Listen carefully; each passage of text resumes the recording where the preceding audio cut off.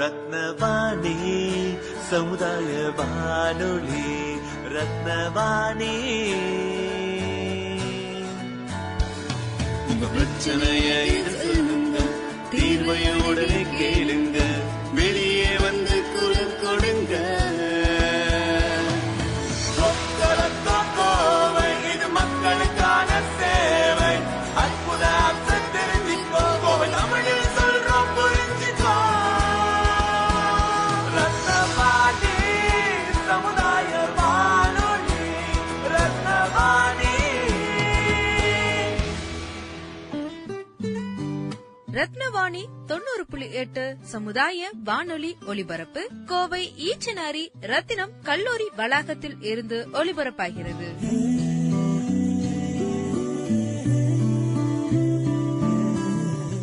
வணக்கம். ரத்தினவாணி 90.8 சமுதாய வானொலியின் ஆன்றோர்களுக்கான சிறப்பு நிகழ்ச்சி அனுபவ். வாருங்கள் வாருங்கள் நண்பர்களே, கூடுங்கள் கேளுங்கள் நண்பர்களே. வாருங்கள் வாருங்கள் நண்பர்களே, கூடுங்கள் கேளுங்கள் நண்பர்களே. இளமையில் நாம் செய்ய நினைத்ததை முதுமையில் செய்ய இயலுமே என்று. வாருங்கள் வாருங்கள் நண்பர்களே, கூடுங்கள் கேளுங்கள் நண்பர்களே. ஒன்றாய் கூடி சிந்திப்போம், கேட்போம், மகிழ்வோம். சிந்திப்போம், கேட்போம், மகிழ்வோம். இந்திய அரசாங்கத்தின் அறிவியல் மற்றும் தொழில்நுட்பத்துறை என்னும் டிபார்ட்மெண்ட் ஆஃப் சயின்ஸ் அண்ட் டெக்னாலஜியால் நிறுவப்பட்ட விக்யான் பிரசார் என்னும் துறை மற்றும் அழகப்பா பல்கலைக்கழகம் இணைந்து வழங்கும் 60 வயதிற்கு மேற்பட்ட ஆன்றோர்களை உள்ளிணைக்கும் புதுமையான சமுதாய வானொலி நிகழ்ச்சி அனுபவ்.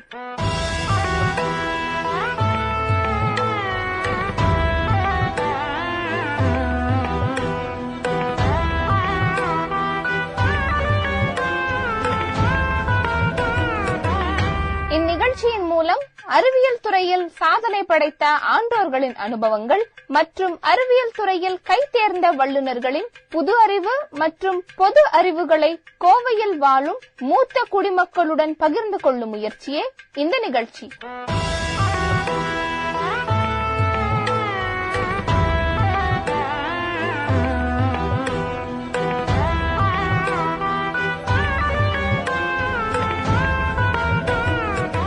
இன்றைக்கு நம்முடன் இணைந்திருக்கும் சிறப்பு விருந்தினர் டாக்டர் J.R. பழனிசாமி அவர்கள், டிஸ்ட்ரிக்ட் சயின்டிபிக் ஆபீசர். சார் வணக்கம். சார் வணக்கம் மேடம். வணக்கம்.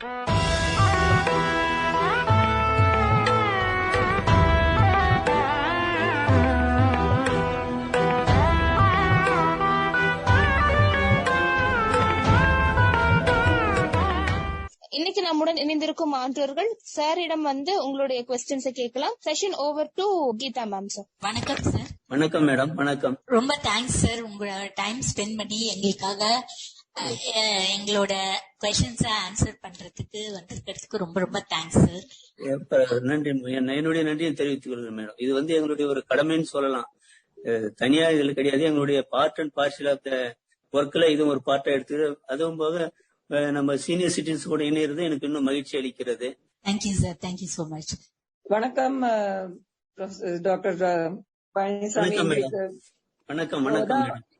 எங்களுக்கு நீங்க உங்களோட பிகினிங்ல இருந்து நீங்க எங்களுக்கு உங்களை பத்தி எல்லா சமாச்சாரம் சொன்னீங்கன்னா ரொம்ப இன்ட்ரெஸ்டிங்கா இருக்கும் கேட்கறதுக்கு. எப்படி நீங்க எங்க பிறந்தீங்க, உங்க பேரண்ட்ஸ் எல்லாம் எவ்வளவு ஊக்குவிச்சாங்களா, நீங்க சயின்ஸ்க்கு எப்படி நீங்க சாய்ஸ்ல வந்தீங்களா இல்ல கம்பல்ஷனா வந்தீங்களா, அந்த மாதிரி எல்லாம் சின்ன வயசுல இருந்து நீங்க எங்க ஸ்கூல் காலேஜ் எல்லாம் படிச்சது எல்லாம் சொன்னீங்கன்னா எங்களுக்கு கொஞ்சம் என்லைட்டனிங்கா இருக்கும். நான் சொல்றேன் மேடம். கண்டிப்பா நான் சொல்றேன். தற்போது திருப்பத்தூர் மாவட்டம்னு ஒண்ணு இருக்கு. வேலூர்ந்து பிரிந்த திருப்பத்தூர் மாவட்டத்துல, திருப்பத்தூர்ல இருந்து ஒரு 10 கிலோமீட்டர் தள்ளி ஜெயபுரம்னு ஒரு சின்ன கிராமம் தான் அது. அந்த கிராமத்துல அரசு உயர்நிலை பள்ளியில நான் படிச்சேன். SLC படிச்சது அங்கதான் படிச்சேன் நானு. அப்ப படிக்கிற காலத்துல பாத்தீங்கன்னா நம்ம இதுல திருப்பத்தூர்ன்றது கிராமமா இருந்தா கூட, நான் சொல்றது ஒரு 30-40 வருடங்களுக்கு முன்னெல்லாம் இந்த ஸ்கூல்ல சயின்ஸ் சொல்லி கொடுக்கும்போது தன்னை ஆர்வம் வந்து நமக்கு வர்றது சகஜம்தான். அது மற்ற சப்ஜெக்டை விட ஏன் ஆர்வம் வருது அப்படின்னா நம்ம மத்ததெல்லாம் வந்து பாக்குறோம். ஆனா இது நேரடியா வந்து அந்த மாடல்ஸ் வச்சு நம்ம எக்ஸ்பிளைன் பண்றாங்க. டீச்சர்ஸ் வந்து அந்த எக்ஸ்பெரிமெண்ட் பண்ணி காமிக்கிறாங்க. நமக்கு இருந்த பகுதி தராசை வைக்கிறாங்க, மனித எலும்பு கூட வச்சு சொல்றாங்க, தாவரங்களை பத்தி எல்லாம் அவங்க எக்ஸ்பிளைன் பண்றாங்க. அப்படி பண்ணும்போது நமக்குள்ளே ஒரு ஆர்வம் வருது. மத்ததெல்லாம் வந்து சப்ஜெக்ட்ஸை படிக்கும்போது நம்ம பேப்பர்ல பாக்குறோம், எழுதிடுறோம். ஆனா இது நேரடியா நம்ம பாக்கறதுனால நம்ம அறிவியல் படிக்கணும் ஒரு எண்ணம் இருந்தது. அதே நேரத்துல பாத்தீங்கன்னா அந்த காலத்துல எல்லாம் பாத்தீங்கன்னா நான் ஸ்கூல் டைம் படிக்கிற நேரத்துல எல்லாம் வந்து இந்த சயின்ஸ் சம்பந்தப்பட்ட பொருள் காட்சிகள், இந்த எக்ஸிபிஷன் இல்ல இந்த மாதிரி ஏதாவது பண்ணணும்னா அதுக்கு நாங்க அங்கிருந்து ஒரு 10 கிலோமீட்டர் தள்ளி போய் தான் அந்த டவுன்ல திருப்பத்தூர்ல பார்க்க வேண்டி இருந்தது. சோ அந்த ஒரு நேரத்துல என்ன ஆகுதுன்னா நமக்கு இந்த மாதிரி அறிவியல் இருந்தாக்க நமக்கு நாமளே தெரிஞ்சுக்கலாம் அப்படின்ற ஒரு எண்ணத்தின் அடிப்படையில் நான் வந்து ஜெயபுரம் கிராமத்துல வந்து 1961 ஆண்டு கிட்டத்தட்ட நானும் சீனியர் சிட்டிசன் தான். இப்போ உங்களை அதே ஏஜ் குரூப் வந்துட்டு நான் 60 இயர்ஸ் ஆயிடுச்சு. அதனால அந்த 1961 ஆண்டு மே 10ஆம் நாள் நான் பிறந்தேன். என்னுடைய தந்தையார் பெயர் ராஜகோபால், தாயார் பெயர் வந்து லட்சுமி சரஸ்வதி அம்மாள். அவங்களுக்கு நான் மூத்த மகனா பிறந்தேன். என் கூட வந்து 5 சகோதரி, எனக்கு அடுத்து இளையவர் ஒருத்தர் இருந்தார். அப்புறம் 3 சகோதரிகள் இருக்காங்க. நான் அந்த திருப்பத்தூர்ல வந்து திருப்பத்தூர்ல நீங்க துயநெஞ்ச கல்லூரி அப்படின்னு ஒண்ணு இருக்கு. After SLC I went to there. துயநெஞ்ச கல்லூரியில புகுமுக வகுப்பு படிச்சுட்டு அங்கே பிஎஸ்சி பிசிக்ஸ் சேர்ந்தேன். நான் பிஎஸ்சி இயற்பியல் சேர்ந்து எனது அறிவியல் ஆர்வம் இருக்கிறதுனால நான் அந்த அறிவியல் துறைக்கு தேர்ந்தெடுக்க போயிட்டேன். நான் எனக்கு வேற துறைகள் படிக்கலான்னு கூட சயின்ஸை தெரிஞ்சுக்கிறதுனால பிசிக்ஸா வந்து நான் வந்து திருப்பத்தூர்ல அந்த துயநெஞ்ச கல்லூரியில பிஎஸ்சி படிச்சேன். பிஎஸ்சி படிச்சுட்டு ஒரு 2 ஆண்டு இடைவெளியில என்ன பண்ண இந்தியன் இன்ஸ்டிடியூட் ஆஃப் சயின்ஸ் அப்படின்னு இருக்கு, இந்திய இன்ஸ்டிடியூட் ஆஃப் சயின்ஸ் பெங்களூர்ல இருக்கு.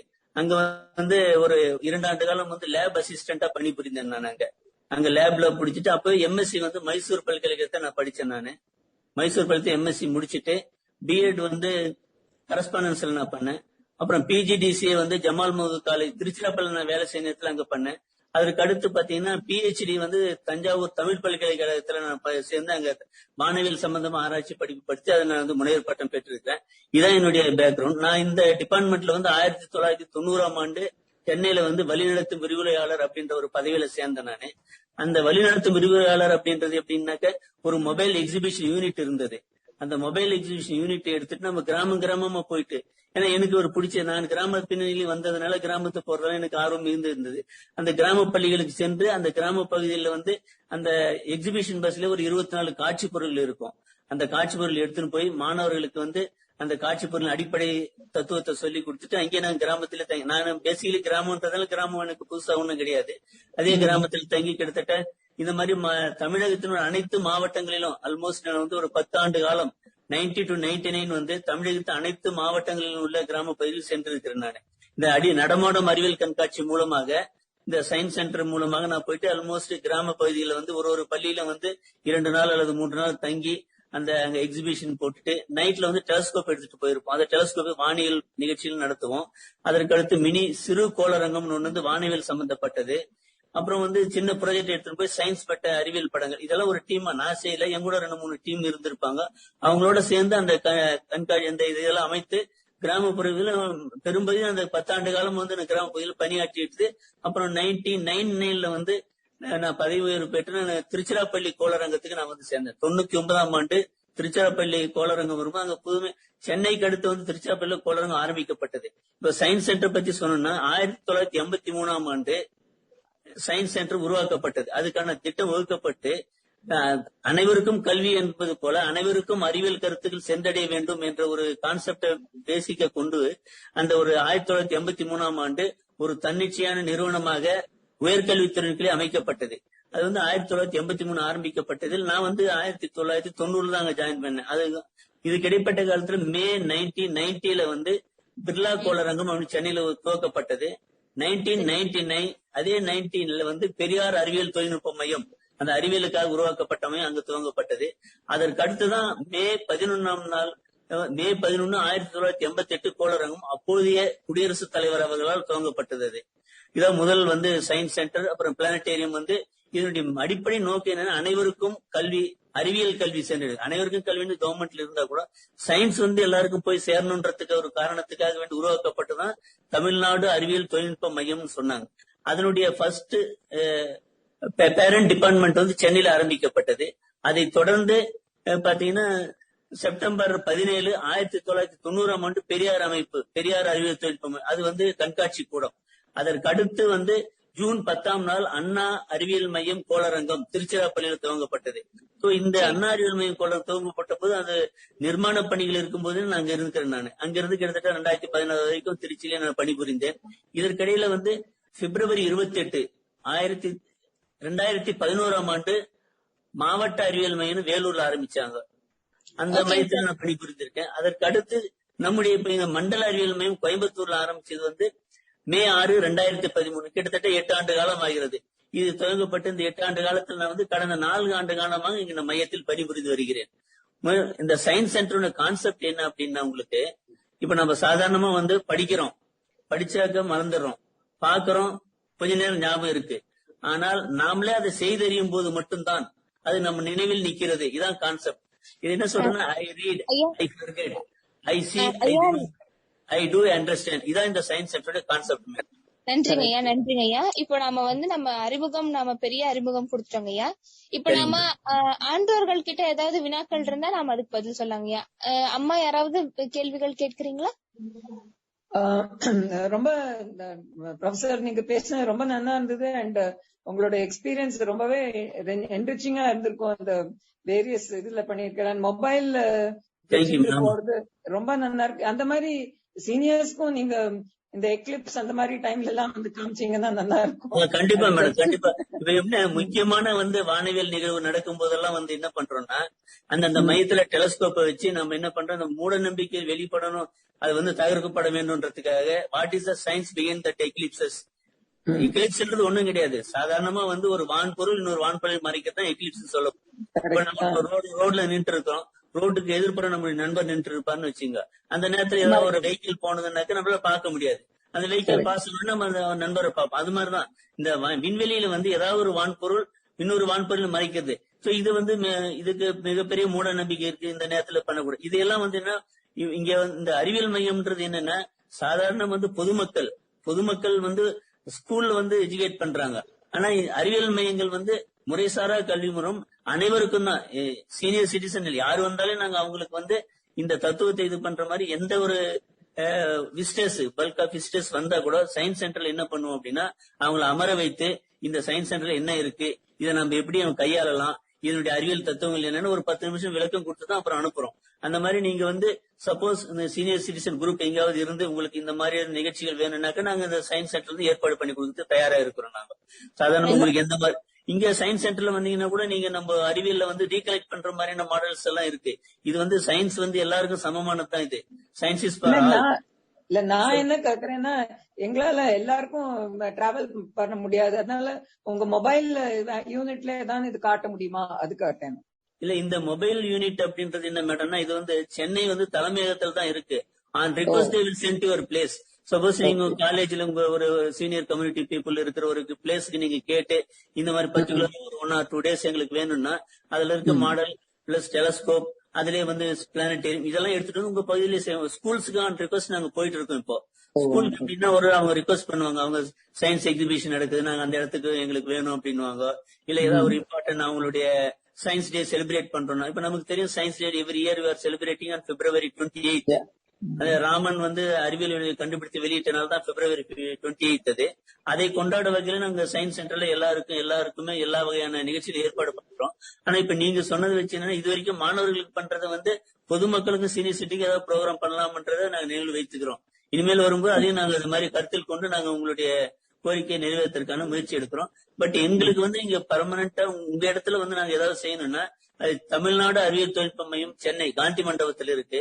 அங்க நீங்க அவங்களை கான்டாக்ட் பண்ணீங்கன்னா, அவங்க கேட்கிற நேரத்துல அவங்களுடைய அந்த யூனிட் ஃப்ரீயா இருந்ததுன்னா கண்டிப்பா அவங்க உங்களுக்கு அனுப்பிச்சு வைப்பாங்க. அந்த நேரத்துல அந்த ஒரு பகுதிக்கு போறாங்க, இல்லைன்னா எங்க ஒருவேளை அவங்களால முடியலன்னா அந்த வெஹிக்கிளை மட்டும் இங்க அனுப்பிச்சிட்டாங்கன்னா கூட நாங்க இங்கிருந்து எடுத்துட்டு உங்களுக்கு நாங்க அந்த எங்களுடைய நேரத்தை செலவிட தயாரா இருக்கிறோம். ரொம்ப நன்றி சார், இது ரொம்ப யூஸ்ஃபுல்லா இருக்கும். சரி மேடம். அப்புறம் சார் டாக்டர் கீதா தான் பேசுறீங்களா? இல்ல ஆமா ma'am, doctor Geetha speaking. Sir, இந்த ஓசோன் லேயர்ல நமக்கு ஹோல் அப்படிங்கிறது இப்போ வயசானவங்கள அந்த அதோட சைடு எஃபெக்ட்ஸ் வந்து கம்பேரிட்டிவ்லி 60 வயசுக்கு மேல இருக்கிறவங்களுக்கு எஃபெக்ட் அதனால அதிகமா இருக்குமா?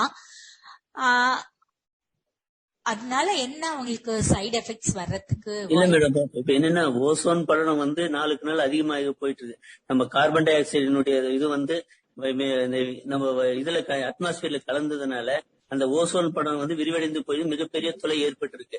அதன் மூலமா வந்து அந்த யூவி ரேஸ் அதிகமா நம்ம அஃபெக்ட் ஆகும். இது என்னன்னா அந்த நமக்கு தோல் வியாதிகளை ஏற்படுத்துறது அதிகமா இருக்குன்னு சொல்றாங்க. அந்த ஓசோன் இது பண்ணதுனால இந்த ரேடியேஷன் ஏன்னா ஏஜ் வந்து ஒரு ஃபேக்டர் கிடையாது. பொதுவாகவே வந்து என்னன்னா யார் யாருக்கு உடல்நலம் பாதிக்கு அப்படின்னாக்க வந்து இந்த ஆல்ரெடி தோல் நோய்கள் யாராவது ஸ்கின் டிசீஸ் இருக்கிறவங்களுக்குன்னா அதுல கொஞ்சம் இதாகும். மற்றபடி இது வந்து பர்டிகுலரா it is not affecting elders only, it affect everybody. இது வந்து எல்லாருமே தான் வந்து தாக்குதே தவிர எல்டர்ஸ் யங்ஸ்டர்ஸ்னு ஒன்றும் கிடையாது அது. பட் அதை குறைக்கிறதுக்காக நம்முடைய சுற்றுப்புறத்தை பாதுகாக்கணுன்றதுக்காக இப்ப 2020-21 கூட கிளாஸ்கோ மாநாட்டுல வந்து உச்சி மாநாடு நடந்தது. அந்த உச்சி மாநாட்டுல கூட என்ன சொல்லியிருக்காங்கன்னாக்க கார்பன் எமிஷனை வந்து குறைக்கிறதுக்கு நடைகள் ஏற்படுத்தணும். அது மாற்று எரிசக்தி ஏதாவது யூஸ் பண்ணணும்னாக்க நமக்கு அது தடுக்கப்படும் அப்படின்னு சொல்லியிருக்காங்க. அதனால இது பொதுவாக வந்து எல்லாருமே வந்து இது தாக்கும். இது வந்து பர்டிகுலரா நாட் எல்டர்ஸ் தான் தாக்குன்ற மாதிரி கருத்து கிடையாது madam. Okay sir, thank you sir. Sir, இந்த ஆஸ்ட்ரோபிசிக்ஸ்னு ஒரு ஏரியா சொல்றோம், ஆஸ்ட்ராலஜின்னு சொல்றோம் சார். இது ரெண்டும் வந்து நம்ம வந்து பழைய அவங்க பெரியவங்க ஐ மீன் 60 இயர்ஸ் அவங்கள இருக்கிறது வந்து ஜாதகம் ஆஸ்ட்ராலஜி அந்த மாதிரி போயிட்டு இருக்காங்க. இப்ப யங்கர் ஜெனரேஷன் வந்து ஆஸ்ட்ரோபிசிக்ஸ்ல இருக்காங்க. இது ரெண்டும் ஆக்சுவலா எப்படி பிரிட்ஜ் ஆகுது சார்? ஆக்சுவலா ரெண்டும் ஒன்னே தானா அல்லது இது ரெண்டும் வந்து டிஃபரெண்டான ஒரு ஜோனா ரெண்டும்? இல்ல மேடம், அஸ்ட்ராலஜின்றது நம்ம முன்னோர்கள் வந்து முன்னாடி நம்ம வந்து ஒரு கோள்களை கணிக்கிறதுக்காக வச்சிருக்க ஒரு சப்ஜெக்ட். அது வந்து ஆஸ்ட்ரோபிசிக்ஸ் அப்படின்றது என்னன்னா இப்போது தற்காலத்துல நாம வந்து இப்போ ஒரு நேரடியா அஸ்ட்ராலஜில வந்து not going to see anything there. அந்த அவங்க என்ன சொல்றாங்க, இந்த பிறக்கிற நேரத்துல இந்த கிரகம் இங்க இருந்தது அதனால இந்த மாதிரி பயன் அப்படின்ற மாதிரி தாக்கம் ஏற்படும் அப்படின்னு எல்லாம் சொல்றாங்க. ஆனா ஆஸ்ட்ராலஜி அது. ஆனா ஆஸ்ட்ரோபிசிக்ஸ்ன்றது என்னன்னா நீங்க டைரக்டா you are viewing the thing and you are experimenting it, you are getting the result out of that. அந்த மாதிரிதான் அஸ்ட்ராலஜி அப்படின்றது வந்து நம்ம வந்து பழங்காலத்துல நம்ம வந்து என்ன பண்ணிருக்காங்கன்னா இப்ப பிறக்கிற நேரத்துல இந்த கோள் இங்க இருந்தது, இந்த நட்சத்திரம் இங்க இருந்தது, அதனால இப்படி பயன் இருக்கும் அப்படின்னு சொல்லி அது ஒரு பேசிஸ் அது.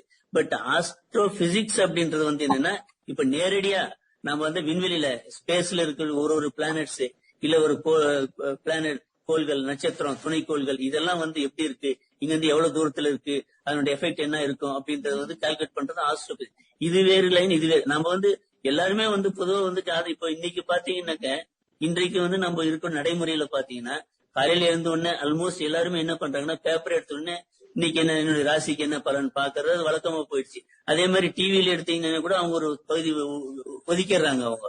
ஆனாலும் கூட இந்த சயின்ஸ் சம்பந்தப்பட்டமா நிகழ்ச்சிகளுக்கு இந்த பேப்பர் எடுத்து பாத்தீங்கன்னா கூட ஒரு 15 பக்கம் இருக்கிற ஒரு பேப்பர்ல எடுத்தீங்கன்னா கூட அந்த 15 பக்கம் இருக்கிற பேப்பர்ல எங்கேயோ ஒரு துணி ஒன்று தான் வந்து சயின்ஸ் நியூஸ் இருக்கும். ஆனா மத்ததெல்லாம் வந்து இந்த அஸ்ட்ராலஜி இந்த சாமியார் இப்படி சொன்னார் அந்த மாதிரி நிகழ்ச்சி. ஆனா ஜென்ரலா என்னன்னா இந்த கருத்து வந்து என்னன்னா நம்ம இப்ப இந்த தலைமுறையில வந்து ஆல்மோஸ்ட் கொஞ்சம் மாறி வருது அப்படின்னு சொல்லலாம் நம்ம. ஏன்னா சின்னவங்க வந்து நம்ம வந்து பெரியவங்களா பார்த்துதான் அவங்க கிட்ட நம்ம சூரிய கிரகணம் ஏற்படுகிறது, சூரிய கிரகணம் ஏற்படுனா அது தாக்கம் ஏற்படும், உடனே குளிச்சுட்டு தான் நம்ம பண்ணணும், இந்த மாதிரி இதெல்லாம் நம்ம சொல்றோம். அந்த மாதிரி இல்ல ஆஸ்ட்ரோபிசிக்ஸ் அப்படின்றது என்ன, உண்மையாவே வந்து நம்ம அந்த கோள்களை ஆராய்ந்து அந்த கோள்கள் என்ன இருக்கு, அந்த இடத்துல என்னென்ன ரியாக்ஷன் கெமிக்கல்னால நமக்கு என்ன பாதிப்பு வருது, இல்ல அந்த இடத்துக்கு நம்ம போக முடியுமா, அதனுடைய கிராவிட்டி என்ன, இந்த மாதிரி கண்டுபிடிச்ச ஒரு ஃபீல்ட் தான் ஆஸ்ட்ரோபிசிக்ஸ். அஸ்ட்ராலஜி வந்து ஒரு பேசிக் தான். அது நம்ம வந்து நம்முடைய நாட்டுல தான் அதை அதிகமா பண்றோம், வெளிநாட்டுல அந்த மாதிரி கிடையாது. இது நம்ம மூட நம்பிக்கைன்னு சொல்ல முடியாது, இது காலகாலமா இருந்து வரக்கூடிய ஒரு நிகழ்வு. அது அவ்வளவுதான் அது மேடம். இல்ல ஆனா அஸ்ட்ராலஜிலயும் நிறைய படிச்சவாளுக்கு ரொம்ப பர்ஃபெக்டா அந்த எவ்வளவு 360 டிகிரில என்ன பொசிஷன் அதெல்லாம் எவ்வளவு இதுவா துல்லியமா அவங்களால கணிச்சு சொல்ல முடிஞ்சது. பழங்காலத்துல இருந்து இப்போ மாத்திரம் சொல்லல, எத்தனையோ வருஷக்கணக்கா நம்ம சூரிய கிரகணம். ஆமா, நீங்க சொல்ற மாதிரி இந்த சூரிய கிரகணம் இன்னைக்கு இப்படி நடக்குது அப்படின்னு சொல்லிடுறாங்க. இப்ப இந்த புயல் வர்றது பாத்தீங்கன்னா கூட இதெல்லாம் கூட எழுதியிருக்காங்க, இந்த நேரத்துல கடும் புயல் வீசும், கடும் மழை வரும், இதெல்லாம் அஸ்ட்ராலஜில சொல்றதுதான். இந்த பஞ்சாங்கத்துல எடுத்து பாத்தீங்கன்னா கொடுத்திருக்காங்க. அவங்க என்னன்னா அந்த கோள்களின் இருப்பை வைத்து இவங்க வந்து இந்த கோள்கள் இந்த டேட்ல இப்படி இருந்தா இந்த எஃபெக்ட் வரலாம் அப்படின்னு இவங்க சொல்றாங்க. கரோனா பத்தி கூட அவங்க பஞ்சாங்கத்துல முதலே branch of science. But depthly depending upon that real effect of the society. அது வந்து ஆக்சுவலி கரெக்டா இன்டர்பிரேஷன் பண்றாங்க, கண்டிப்பா பண்ணிட்டு இருக்காங்க, அது இல்லன்னு சொல்லல. பட் நாம பண்றதுனால அது மோர் எஃபெக்டிவா இருக்கு. இப்ப நாம என்ன we are going advance against that. இப்ப அதுக்கும் தாண்டி நம்ம வந்து இப்ப என்னன்னா இவ்வளவு நாள் வந்து நம்ம சூரியன் சந்திரனை பார்த்துட்டு இருந்தோம் போல. ஆனா இப்ப நம்ம சந்திரன்ல போய் இறங்கிட்டோம். அடுத்து வந்து செவ்வாய்க்கு போறதுக்கான முயற்சி செஞ்சுட்டு இருக்கோம். அப்புறம் செவ்வாயிலே போய் குடியேறலாமா, சந்திரன்ல குடியேறலாமா, இது ஒரு அதர் பார்ட் இது.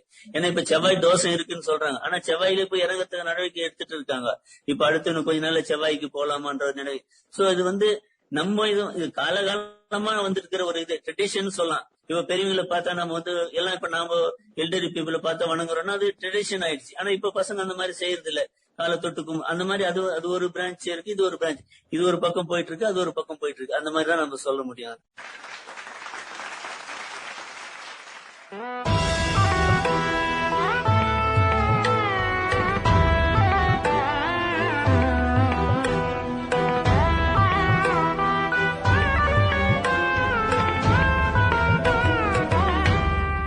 இந்திய அரசாங்கத்தின் அறிவியல் மற்றும் தொழில்நுட்பத்துறை என்னும் டிபார்ட்மெண்ட் ஆஃப் சயின்ஸ் அண்ட் டெக்னாலஜியால் நிறுவப்பட்ட விக்யான் பிரசார் என்னும் துறை மற்றும் அழகப்பா பல்கலைக்கழகம் இணைந்து வழங்கும் 60 வயதிற்கும் மேற்பட்ட ஆன்றோர்களை உள்ளிணைக்கும் புதுமையான சமுதாய வானொலி நிகழ்ச்சி அனுபவ் என்னும் இந்நிகழ்ச்சியின் அடுத்த அத்தியாயத்தில் உங்களை சந்திக்கிறோம். நன்றி, வணக்கம்.